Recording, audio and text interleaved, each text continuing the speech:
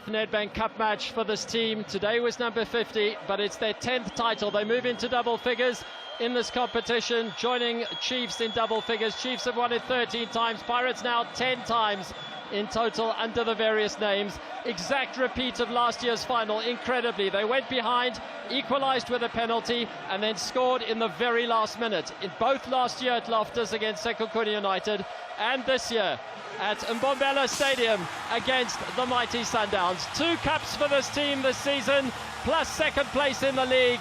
They will regard it as an extremely successful season, and the Buccaneers will go home with a trophy. What a moment for them. 4 cup final successes for Coach Rivero, and fireworks will explode late into the night sky here, and loud and proud as the Buccaneers pick up their second title of the season.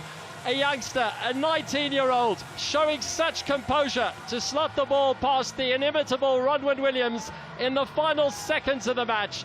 They had to come from behind, they had to work really hard, but they've done it. Olisa and Dave, excellent defensively today. Makaula in midfield, all of them played a big part in proceedings, but in the end, it was that final moment, the 94th minute of the game, where Sundowns were beaten and where Pirates have taken home the trophy. They'll build on it next season. They play against Polokwane City on the opening game next season, against Supersport United rather. Sundowns will play Polokwane City.